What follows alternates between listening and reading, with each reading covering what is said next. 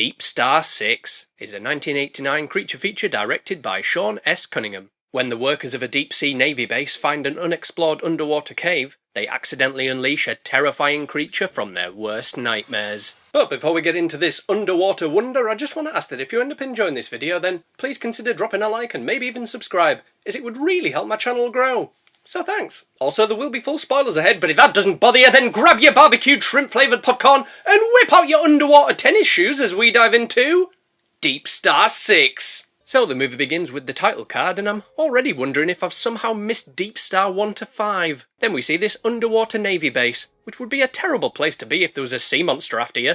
But what are the chances of that happening, eh? According to Google, the chances are between 80% and yes. Inside the facility, we meet our main characters, waking up with a long day of work ahead of them. This place is an underwater navy base, you see, and these lot are in charge of constructing and maintaining underwater missile silos or something. Anyway, I'm going to call him Jack End, and his lady friend is Sally Isabel. Even though she isn't a belle, she's a human. Anyway, she says, "What are you going to do when we get out of here?" "Well, I don't know about you, Sally, but I'm going to get drunk and fight a bunch of seagulls, because they're all a bunch of sick bastards!"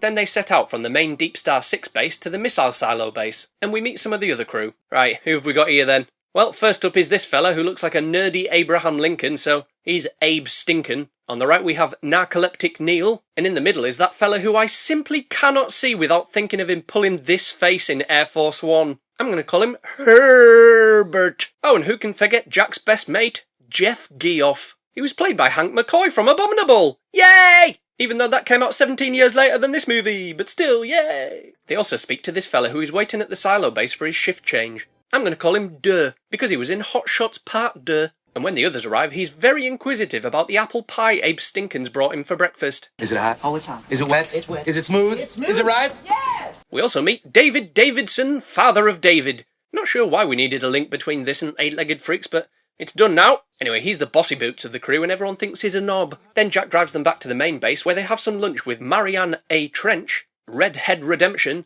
and finally, Captain Meissen. Hang on a minute, where's Peter Weller at? Oh, that's the movie Leviathan. Oh, yeah.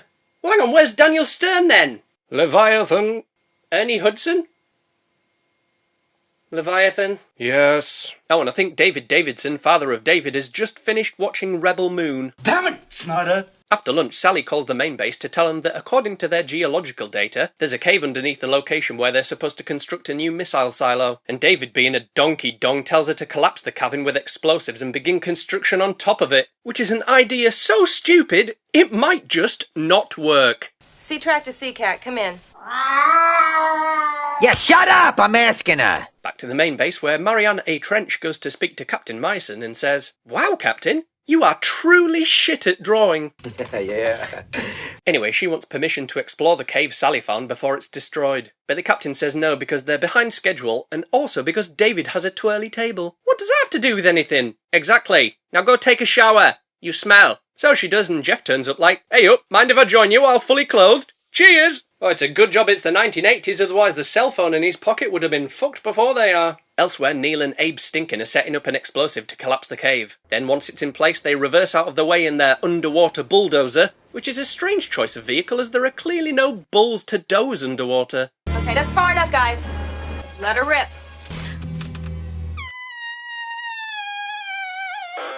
Cheers, Abe. Now we're going to have to breathe recycled fart for the entire day. So they detonate the explosive, but then the floor beneath them begins to collapse too. Thankfully, they reverse out of the way just in time. Hey, you guys all right? Yeah, we're okay.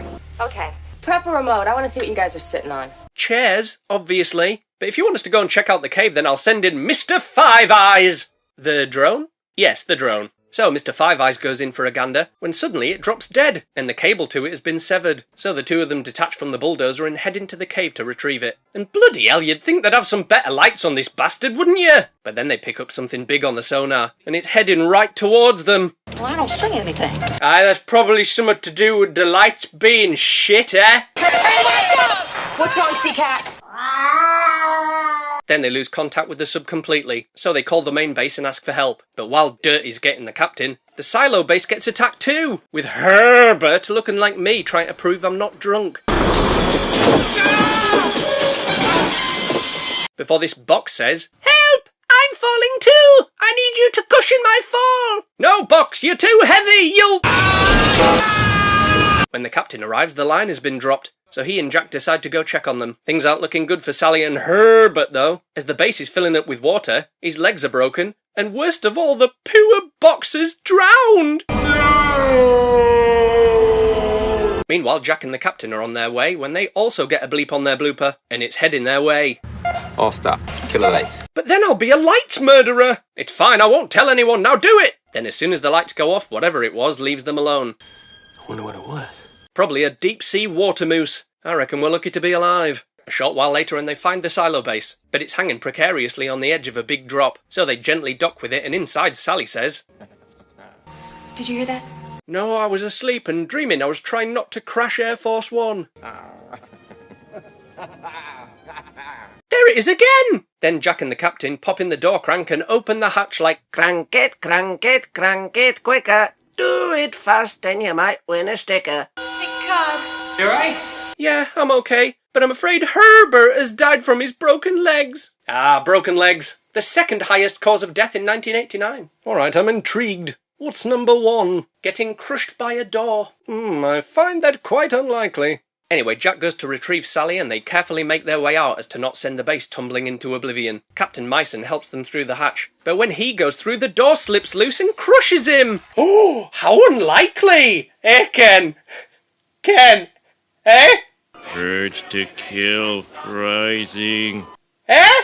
Jack tries to get the door open again, but it won't work. Then the captain looks at these two buttons and thinks, you know what? I've had a good run. Let's just get this over with. And the place starts filling up with water. So Jack and Sally retreat to their sub and detach before the base falls off the cliff. Poor captain. At least he died doing what he loved, though. Being stuck in a door. A short while later, they make it back to the base and ha! Honest to God, my dad used to have that same jumper that Jeff's got on. Oh, hey, I thought you may want to have this. It's a photo of you and Captain Meissen. Before he died. Yeah, thanks, Jeff. I really needed that extra bit of clarification there. Elsewhere, while Redhead Redemption is giving Sally a health check, she notices there's a second heartbeat inside her. What was that? That was our baby's heartbeat. But we don't have a... Oh! What do you say if it's a boy, we name it to the captain? Absolutely. Meissen, Isabel End. Perfect. So now everyone is getting ready to pack up and leave, seen as though 4 of the crew have prematurely perished. But David Davidson, father of David, is like... All I'm asking you is to secure the missile sled before we leave. So RDR asks Durr to secure the missile so they can get the hell out of there. But something about that order gets lost in translation, as Durr seems to think that secure the missiles really means detonate the missiles. Probably because he's too busy thinking... War. It's fantastic.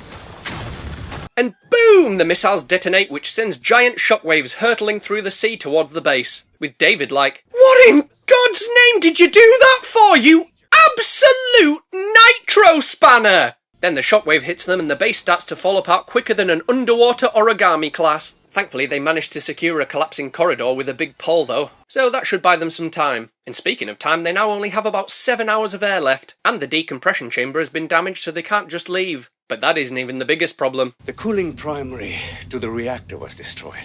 Which means their nuclear reactor is going to go supercritical in a few hours. So what'll happen when it goes supercritical? Well, first we'll all get rescued, and then we'll all win the lottery. Wait a minute, are you telling fibs and porky pies?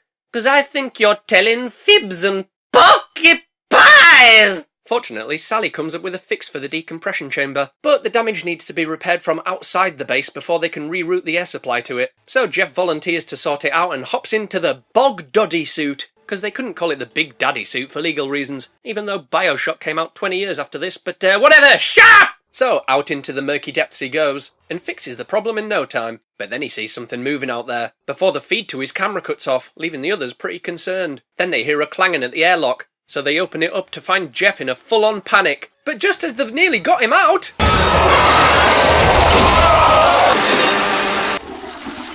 Ooh-wee! Oh, you might want to give it a few minutes before you go in there, Ken, let me tell you. Oh, right, where are we up to then? Oh, shit! Oh no! It's only half a Jeff! Half a Jeff, half a Jeff. Kept you waiting, half a Jeff. Can he wank or take a piss? Can he fuck? He's got no dick. Look out! Here comes half a Jeff. Everyone is horrified as you would be, and are all like, quick! everyone out of the water before we get wet! Marianne A. Trench manages to seal the wet pool to stop the water, but it looks like the creature's already made it inside, and Jack and Sally watch in horror as it pulls poor Marianne underwater to her death. And then they find dirt is gonna unlock the bloody door on them! Thankfully, RDR lets them in, and Jack is not too pleased with Durr, who says, "Whoa, whoa, whoa, it was the door that locked you out, not me!" And, "Oh my god, there's a spider on my face! Quick, get it! Get it!" Oh, and to make matters worse, they're gonna have to go back into the wet pool room because Jack wasn't able to finish hooking up the rerouted air supply to the decompression chamber. So Jack, Sally and Durr go looking for some weapons while RDR patches up David's bonked noggin. Oh, that's much better, thanks. But do you have any aspirin? No, I'm afraid they're paracetamol. Ugh, damn junky parrots. Luckily, the others find some shotguns, because what underwater base wouldn't have those around, right? As well as some shark sticks, which are not only ideal for keeping carnivorous fish at bay, but are also really good at making stools uncomfortable as fuck. So, back into the room they go.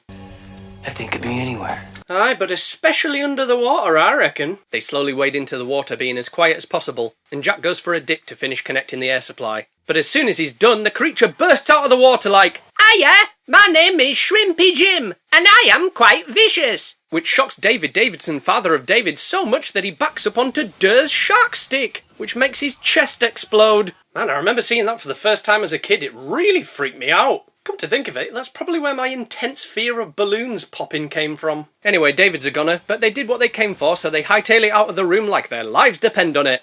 Because they do. And Dirt is handling what happened to David about as well as I handle losing a game of Smash Brothers against my mates.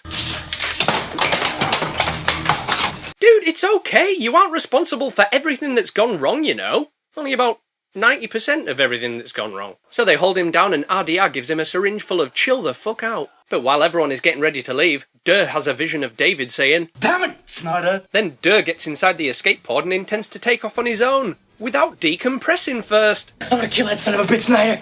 He's already dead. No, he's not. He looks fine to me. Except his nose is bleeding. And now his veins are bursting.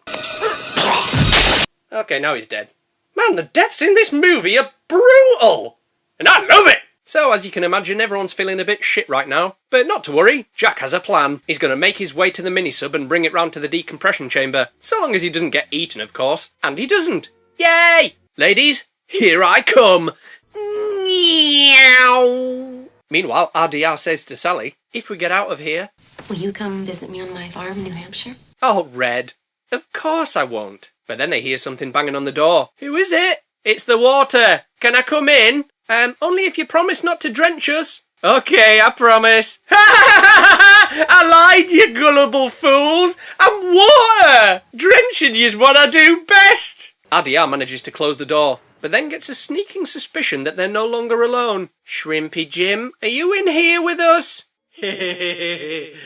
No. But he is! So RDR distracts it with some lights and gives the beastie a proper good zap with some defibrillators, while Jack turns up in the decompression chamber. Unfortunately, the creature overpowers RDR, so she says,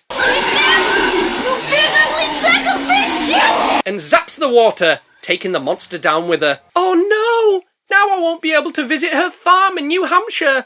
Oh, what a shame. I'm still alive! Please help! What a shame!